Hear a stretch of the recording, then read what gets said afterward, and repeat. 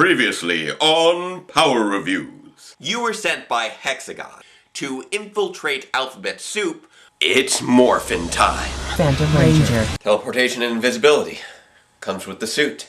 Heard you took down 6 of our people single-handedly. Same for T-Alpha and T-Beta. The trans-dimensional tear from the hallway. I think we have another tear. I'll teleport in and out before anyone even knows I was there. Not this place. No one gets in or out of there without clearance. You must have given him enough sedative to knock out a galactabeast. It's not like using an unconscious meat puppet to walk into a secret government organization that's currently trying to rip open the fabric of reality is that big a deal or anything. You've never heard of Terra Venture?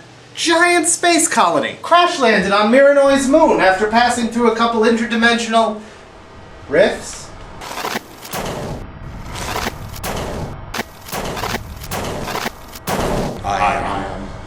We are T Omega. And now, Database Rangers Power Review.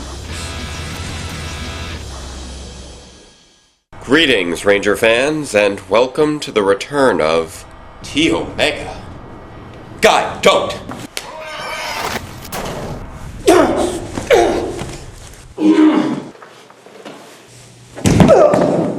Guy! You'll pay for this.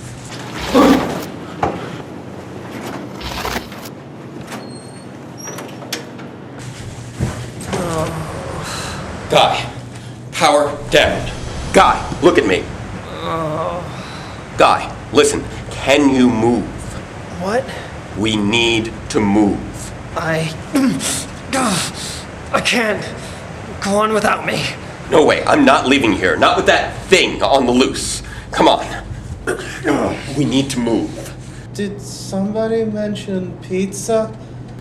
Now. Guy, come on, you have to stay awake. Right. Just tell me about yourself. You said your life wasn't an open book. Now's as good a time as any to change that up. Not much to tell, really. Oh, come on. You must have seen some interesting stuff in your time, back before all this got started. Sure I did. Can't remember any of it, though. What? Standard undercover protocol. The enemy can't use your past life against you if you don't know about it. They wiped your memory? Everything but the essentials. Much easier to lie when you don't know the truth. Yeah, I guess so. The mission has to come first. Always. Well, tell me about that, then. How did Alphabet Soup get themselves into the interdimensional interstate industry? It's a long story. All right. Save your breath. We'll trade off. You tell me the story of Alphabet Soup, and I'll tell you the story of Episode 8 of Power Rangers Megaforce. Silver Light, Part 2. To recap, in the previous episode, a spaceship had crashed down on Earth, bringing along a new ranger from another planet. Sounds familiar. Hey, I never crashed. He removes his helmet and they all demorph once Gio recognizes his face. I bumped into him a couple of days ago. Actually, I'm pretty sure it was just earlier that day, but you know how temporal distortions work. He introduces himself as Orion from the planet Andrasia, and with a little prompting, starts to delve into his backstory. On his faraway home planet, he had worked as a silver miner, never suspecting just how much his experience with quarries would likely factor into his future career change. Suddenly, the Armada attacked with an entire fleet of warships, laying waste to everyone and everything, leaving the fleet-footed Orion alone to mourn his village and his family, in what I must admit is one of the most emotional and dramatic scenes that Power Rangers has had in years. Who paid for this?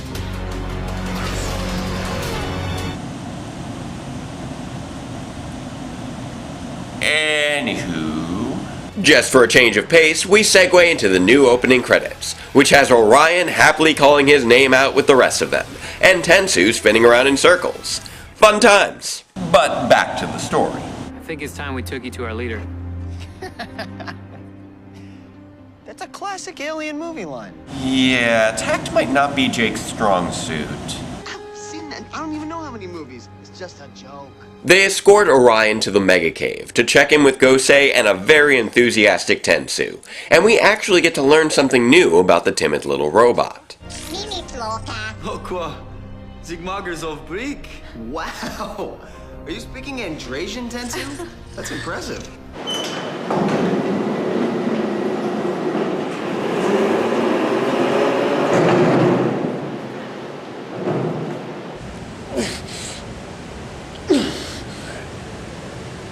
Speaking of checking in, Kay, can you read me? I'm right here, DB. What's our status? Not good. I can't explain everything right now, but we've just exited the shielded zone and we need an immediate extraction. Understood. Patching you through now. Selective Quantum Utility Electronic Eyeline Mark IV Millennium Edition?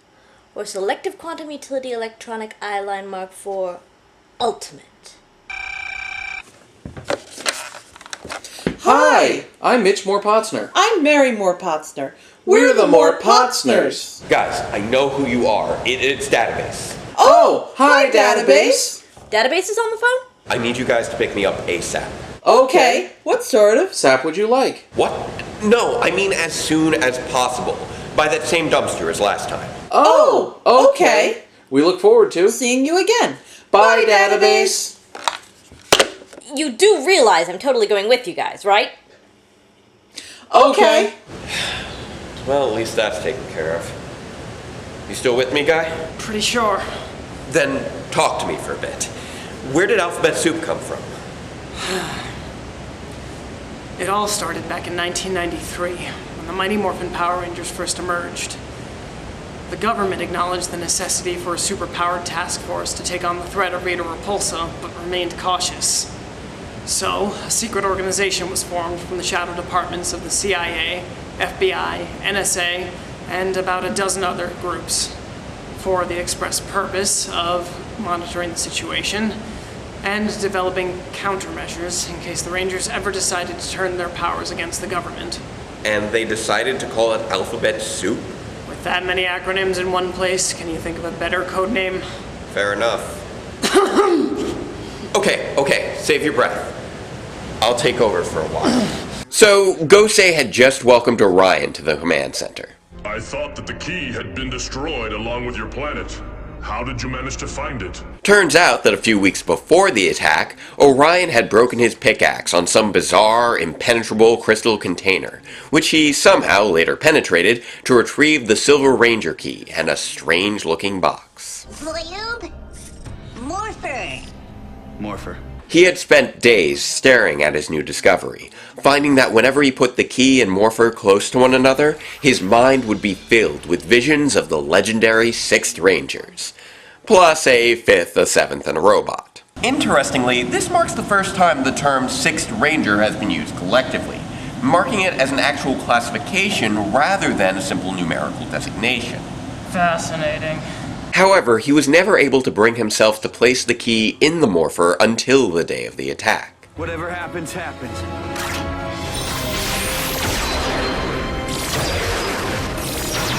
Which I will admit is a little late in the game, but hey, at least he's shiny now. So he takes his newfound power and proceeds to spend the next several months unmorphed on the beach, learning how to fend for himself. Not exactly what I would have done, but I guess even Power Rangers have to eat. So after a few months of lying low, learning how to spear fish, spin a staff, and somehow manage to stay clean-shaven, he finally gets his chance, and uses the crystal container and his super mega homemade slingshot to take down one of the Armada warships, in the perfect combination of a killer arm and shoddy craftsmanship. And due to what I can only assume is a limited warranty, they leave the ship behind for him to apply his silver mining education towards repairing the advanced alien technology and getting the old girl space-worthy again. Kinda makes me wonder whatever happened to my old ship. Anywho, after scouring the galaxy, he tracked the Armada forces all the way to Earth, catching us up to his present-day mission to avenge his people and prevent others from meeting the same fate.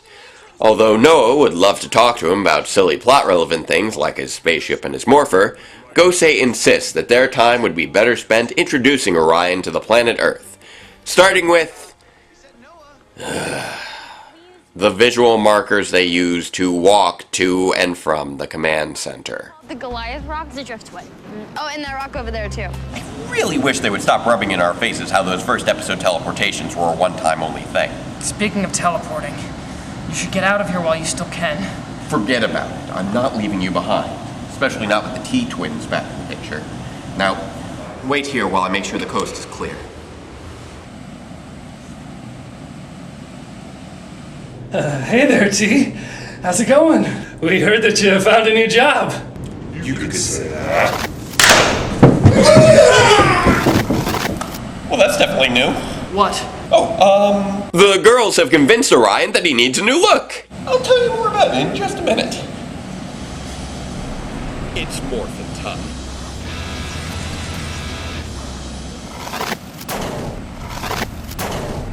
Power down. Now, where was I? Oh, right. They decide that, rather than focus on his morpher or getting his old clothes replaced, what Orion really needs is to get a bite to eat. So the girls drag him down to the mall and proceed to skip over the food and get right into model makeover time. Hard to say no to Gia. And Emma. Meanwhile, the other guys just try to stay out of their way over at the Brain Freeze. And Noah postulates his theory that Orion's morpher might be able to unlock the powers of the legendary 6th Rangers. Wow. Yeah, that'd be cool. Says the guy who just last episode didn't even believe that Silver Rangers existed. But enough of that pesky plot business, it's time for the salon. And then some new clothes to match the new Rangers' new look, with all the inherent wackiness therein, and with the other guys constantly holding Jake back from interrupting the love fest. There must be a limit to how many ships Gia can be on at the same time. Ships? Never mind. On the Armada flagship, Vakar is busy sulking over their last defeat. So Damrus decides to take matters into his own hands and summons Commander Ossagain to go down and eliminate the last survivor of Andrasia. So the Rangers race off into action, with Orion probably not paying for those new shoes of his, and arrive at the battlefield already morphed? Really? No new morph sequence? Database? I mean, I know that it took Trent like 14 episodes after getting his white dino gem back in Dino Thunder. Database? But half the fun of seeing a new Ranger join the team is seeing him get in on the morph action. Database. What? The alarms? Oh, right. We should probably be getting out of this sector then, shouldn't we? Probably. Hey, how's that ride coming? Hard to tell. I'm tracking them now with the Reconnaissance and Rescue Selective Quantum Utility Electronic Eyeline Mark II, but they appear to be taking an exceptionally circuitous route. Did you guys paint the insides of the windows? Arts and crafts are fun. Eyes on the road! Okay. They do appear to be getting close, though. Thanks. You still with me, guy? Yeah. Which way do we go from here? There's a loading dock down that way. It's our best bet. Alright then, you just hold on a little bit longer. We're almost to the end of this. The Rangers kick off their battle against the X-Borgs and Bruisers, with Orion double-teaming it with each of his new teammates in turn, and with some collaborations working out a little bit better than others. Whoa, close one! You're not working alone anymore. Who just nearly decapitated who there? Finally, it's down to just Ossagain and his last two Bruisers, and the Rangers decide that it's time to teach Orion how to go legendary, starting with Samurai Mode, which goes over without a single problem. For some reason I thought he might have more trouble than that. They slash up the two remaining Bruisers and revert back to Super Mega Mode to conserve their energy, followed up with Orion taking on the monster himself with his Super Silver Spear and finishing him off with his Super Spear Blaster's Super Mega Final Strike. Gotta watch out for the kickback on that thing. Unfortunately, Ossagain simply takes this as his cue to grow. 3 times in a row for some reason. I guess the first 2 didn't take. And this somehow leads 3 of the previously unseen 6th Ranger keys in the Mega Cave to become Orion has unlocked the Q-Rex Megazord. This is huge! We just doubled our power! Well, technically you have at least 3 other Megazords that you just stopped using for no reason, so it's really more of a 25% increase. Orion uses the Mighty Morphin Green, Dino Thunder White, and Time Force Quantum keys to summon the legendary Blue and Gold Drill? It's the Time Force Q-Rex! No, it's not. The Quantum Ranger's Quantosaurus Rex looks nothing like that. So, moving on. With the blessing of his fellow Rangers, he takes on the Armada forces himself. First with his drill attacks, then by transforming it into the Q-Rex Dinosaur! Megazord! Please stop calling it that. Q-Rex Laser! It's not. Q-Rex Megazord, activate! Just stop, please. Q-Rex Megazord, ready! No, not ready. I don't care if it does come from Time Force. That blue and gold thing is not the Q-Rex Megazord. You do realize that for anyone not watching this episode, that it basically just looks like you're talking to yourself, right? Oh. Right. Anywho. Orion uses what we'll call the Blue Rex Megazord to take out Asagane's remaining bruisers as his fellow Rangers cheer him on, activating his drill arm's Trident mode and Shield mode before utilizing all three of his keys in a triple drill attack, uniting the power of all three of his forms to destroy the monster and save the day. And here we are. So, before your ride gets here and before I finish my story, how about you finish yours? How did Alphabet Soup go from Power Ranger countermeasures to interdimensional travel? No one really knows the whole story, but I'll tell you what I can. That's all I ask. Following the alien invasion of 1998, in the early days of Hexagon, the Earth was at a crossroads. There were talks about going out into the stars and forming some kind of galactic space alliance. The GSA? I suppose you could call it that, but that's when Alphabet Soup showed up with evidence of the rift. They claimed it was too dangerous to be conducting any business in Earth's orbit, let alone exploring the reaches of space until we knew more about the risks. Wait, are you saying that the GSA, the group that created TerraVenture, that it never actually existed? Never had a chance to. The allocated funds were redirected into developing new Ranger programs to protect against future threats, starting with... Operation Lightspeed? Yes. All the while, Alphabet Soup kept experimenting with the rift. But that can't be right. Where did the Galaxy Rangers come from then? Didn't they come to Earth to help Lightspeed defeat Drakina? They did. That was the first time we ever saw anything come out of there. Wait, out of where? What are you talking about? The rift. A hole to another dimension. Wait, so the wormhole to Miranoi? Hi! Are you guys okay? We are now. I guess we'll have to continue this conversation later. Yeah, I guess so. You've definitely given me a lot to think about.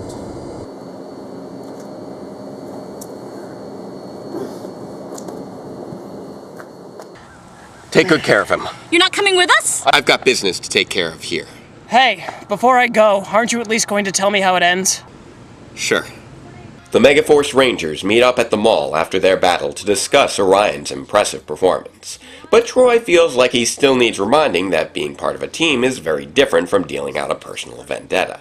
Andrasia. For the Andrasians! That one's for you, Andrasia! They score a table at the Brain Freeze, where Shailesh reintroduces Orion as his newest employee. Which really makes me wonder about his hiring policies and how tax information works when it comes to extraterrestrial immigration. But all confusion aside, the teens are each eager to share their world with their new teammate, who assures all of them that he'll be sticking around for quite a while.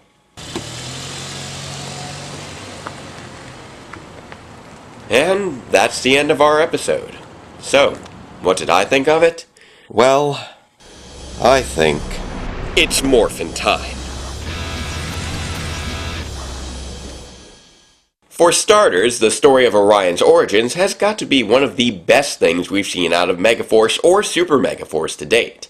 In just a few short scenes, we see a clear character evolution from carefree hard worker to grieving survivor to confident and determined defender of the innocent. And it manages to do all this in a way that simultaneously raises the stakes and expands the scope of their conflict, building up their world in a way that harkens back to PR's glory days. Now, can the same be said for the rest of the episode? I don't think so. Unfortunately, this episode falls prey to the same issues that have plagued the rest of Megaforce. Proper integration into the established universe, and maintaining internal consistency. And nowhere is this made clearer than in their battles. Despite the fact that he aids every one of the other Rangers in turn, and receives not only their blessing to finish the battle himself, but also their encouragement, somehow he's the one having trouble with teamwork. I've already seen that trick before. Let's see how you like them up. And don't even get me started on the Q-Rex. I can't stand past references that make no sense and serve no purpose. But overall, this episode opens with good drama followed by decent humor, even if the third act is a bit messy, making it an admirable mid-season finale to Super Megaforce, which has, in fits and starts, finally achieved what the last 3 seasons couldn't, and become a perfectly average Power Rangers series. And now that Silver Lining has brought a little added shine, I've got 2 words to say about the fall return from hiatus. Bring it.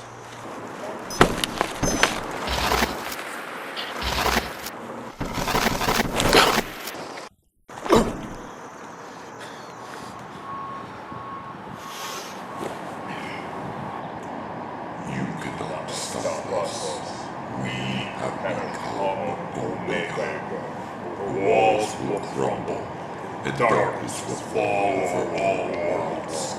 Nothing can stop it.